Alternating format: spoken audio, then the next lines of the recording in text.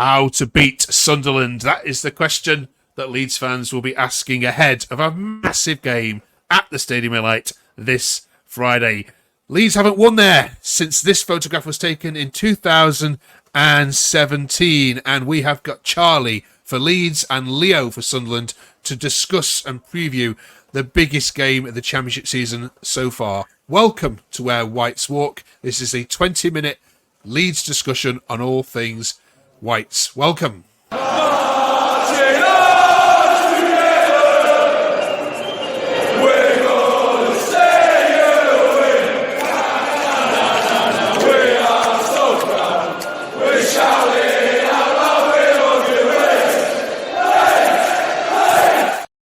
Welcome, Charlie. Welcome, Leo. And thank you very much for watching. If you haven't yet subscribed or found the channel, please do so. It's 20 minutes of Leeds content every single week. Right, let's jump straight into it then. Charlie and Leo, I'll ask you the same question. Is this a meeting of the two biggest sides in the Championship this Friday? Charlie? Yes, I think so, yeah. Leo? Yeah, I think you've obviously got teams like Portsmouth, you've got Sheffield United. But I think in terms of the two biggest fan bases, definitely, yeah. Yeah, you've got so much in common, haven't you? Huge stadiums, big fan bases. You've both been down to League One and back up again, so this is going to be big. Charlie, is this going to tell us a lot about Leeds, this game, going away to Sunderland? Because you went away to West Brom, you got a 0-0. We're looking for a statement win, aren't we, from Leeds to get their season up and going? Yeah, they haven't beaten anybody in the top half as yet. So this is a big, big game. When they went to West Brom, they were very, very negative. And I thought West Brom were very poor. I thought that game was there for the winning. And I know the fans have been getting on Farke's back a lot about negative play, but they were very, very good yesterday. Yeah. But this is a different test. Obviously, Sunderland are flying. So it'll be interesting to see. The next two games are against teams in the top half. So this is it now. Yeah, we're recording this before the Norwich results, so we don't know the outcome of that. But Leo, for you, do you think Labrie will change anything in terms of how he sets up, or will we see the same aggressive Sunderland side that we've seen at home turn over strong teams like Borough and Burnley so far? I think in terms of tactics, I don't think we're going to see much change. When we talk about personnel, obviously, as you said, we're recording this before the midweek games. It all depends, obviously, what happens there. But I think in terms of tactics, by the looks of things, Labrie looks to get at teams who want to play that possession-based football. So I don't think we'll see much else from tactics-wise. Okay. Charlie, I want to have a look back at that Leeds team, if you may, that won. The last time you won at the Stadium, as I mentioned, was nearly 8 years ago. Now, have a look at this. There's some names on there which I know you wouldn't want to see in a Leeds shirt again. But in terms of this side, how does it compare to the Leeds side we've been watching this season? Is this side better or significantly weaker? And in what areas? It looks better than that side, I have to be honest. Yeah, there's some very, very average players in there. I know we've sold 3 of our best players, and in my opinion, not properly replaced them. But I still think the team we have now is much better than that side. Yeah, I think most Leeds fans. Most Leeds fans would agree with you. We'll talk about the Coventry result in a second, but let's just jump back to just Sunderland. Is there a mutual understanding, Leo, and to both of you, between your two sides? Because I know, Charlie, we know most teams don't like Leeds very much and don't really care much for Sunderland. But is there like a brotherly understanding between Sunderland and Leeds? You know, you've huge clubs that belong in the Premier League. You've both got big rivalries with other teams that are already there. You've both been down. You've both been financially mismanaged. You've had poor managers, bad owners. It's almost like, you can weep on each other's shoulders and like a nod that you understand what each other have gone through. Leo, do you dislike Leeds? I don't. I dislike aspects of it, but I wouldn't say I dislike Leeds as a club. I think we've been through very similar things where, to be honest, our fan base, both fan bases, live a lot off the past, if I'm honest. But through that, a lot of fan bases then try and get back at us. I said a few weeks ago on the Sunderland channel that I would actually like to see Leeds go up with Sunderland, because I think we both do belong in that league. We've both been through the same hardship, through the same troubles, and we're both not very liked. So yeah. Okay, Charlie, what are your thoughts on Sunderland? Yeah, well, obviously because of my age, 73 is still there, vividly in my memory. But no, Sunderland always fill their stadium, or that's the way it seems to me anyway. I'm not sure whether they do sell out, but it never looks like there's too many empty seats there. Sell out, yeah.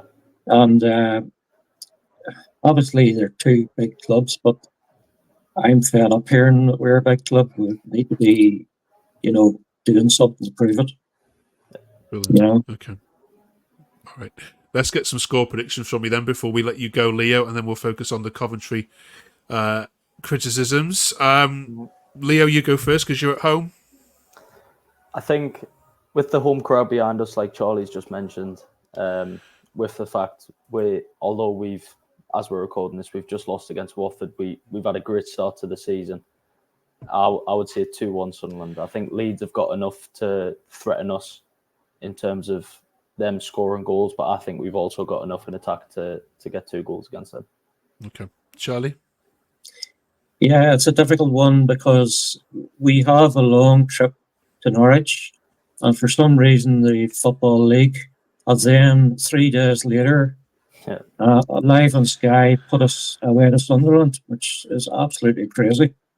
So I'm not sure how they're going to get any rest in between those 2 games, but I just have a feeling that I still think we can win. I'm actually going to.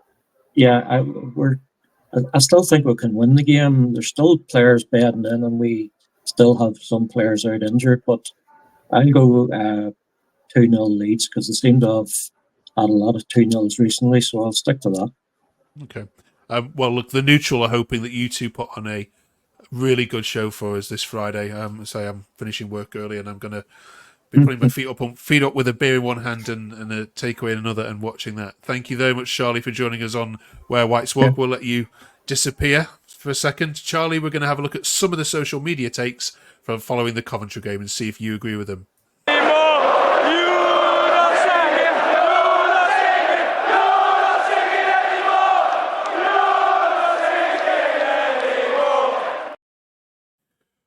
Phil says, it was an easy win against another poor team. Doing what we need to do. The league is there for the taking. Charlie, is the league there for the taking? Is this a poor league compared to last year? It's really too early to say. I've been keeping an eye on Sheffield United, and they're unbeaten, but they've had a couple of points deducted. So I think they're a big challenger, and obviously Burnley as well. So it's really too early to say. I mean, Ipswich just kept going last year. Every time I thought they were falling away, they won the next game, where they won a lot of games late, which a lot of people were frustrated about. But to me, it's a sign of a good team. Absolutely. Some other views on it. CM says our next 3 games are going to define our season. It looks like we're going to be without Ampadu and Rodon, which is disastrous. Do you go along with that the next 3 are going to tell you a lot more about Leeds than the previous 7 will have done? Yeah, because we've got now Norwich, Sunderland, and after another international break, Sheffield United. So these are 3 massive games. Okay. And what about Ampadu and Rodon? There'll be big misses if they're not available?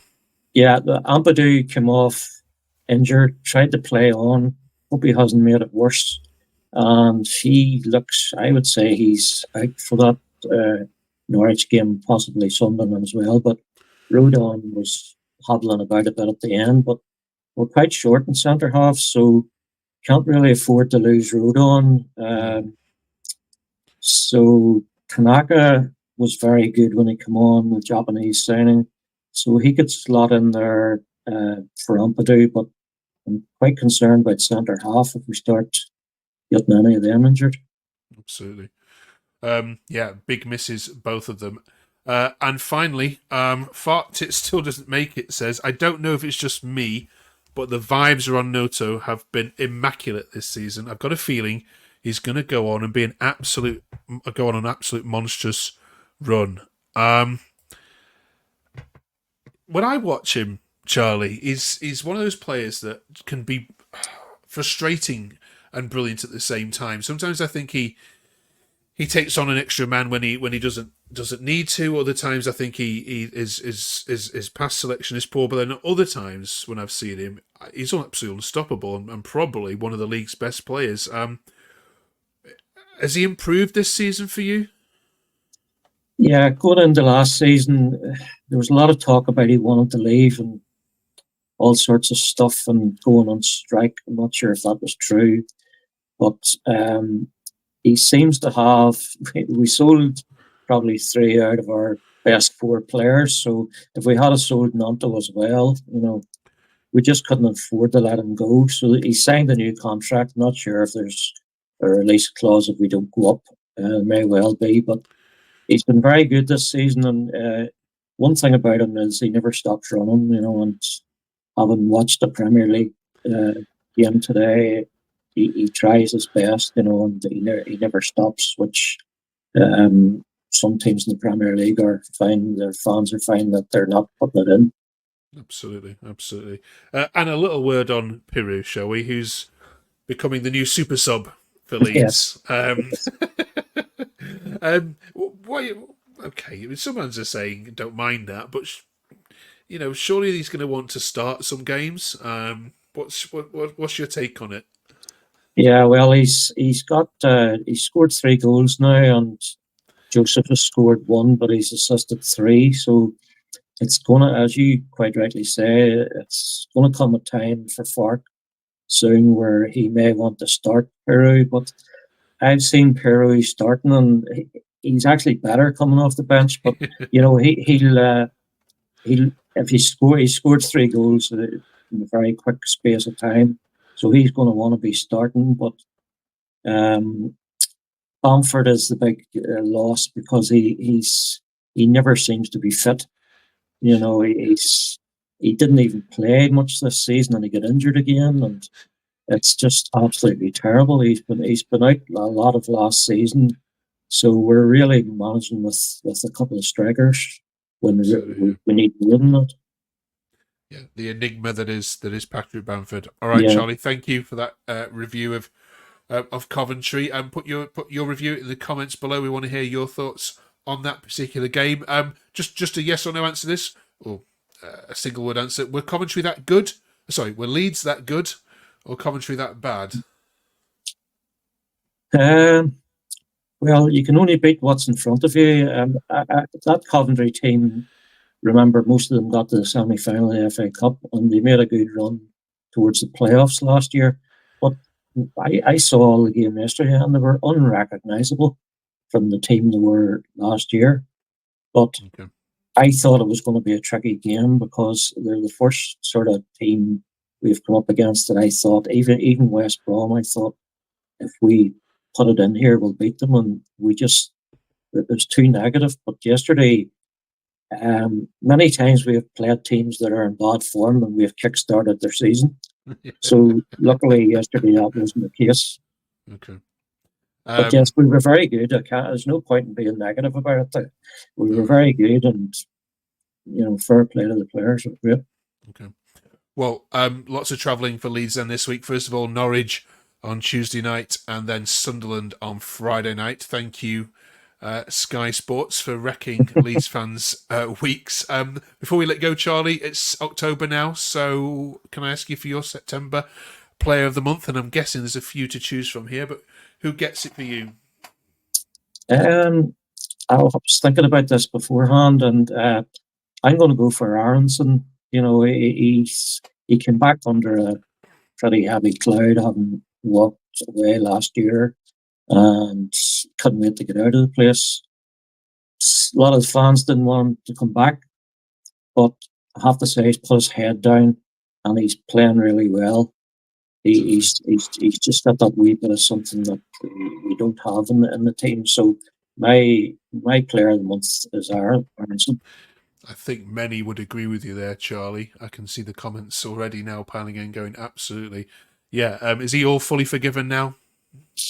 Well, not fully forgiven, but he's certainly getting there. And I always think the match going supporters are the ones that matter, and they seem to be right, right there with him. Now, he did miss one late on. I think it was against Portsmouth, where we should have won that. And I hit the bar post 3 times the first 6 minutes or something. So yeah, he's definitely getting there, but not fully forgiven yet. All right. If you're a Leeds fan watching this, first of all, thank you very much. If you would hit that subscribe button, we really appreciate it. We know this. We've estimated there to be at least 22 different Leeds podcasts that you could possibly listen to. So we are very grateful at this point if you are still with us and listening to us. It's very hard to start anything new in terms of football content, especially around Leeds. So thank you so much if you are still listening and with us. Charlie, thank you so much. We'll hopefully get to speak to you again. Enjoy your week and your trips to Norwich and to Sunderland, and have a good week to all you fans as well. We'll see you next week on Where Whites Walk.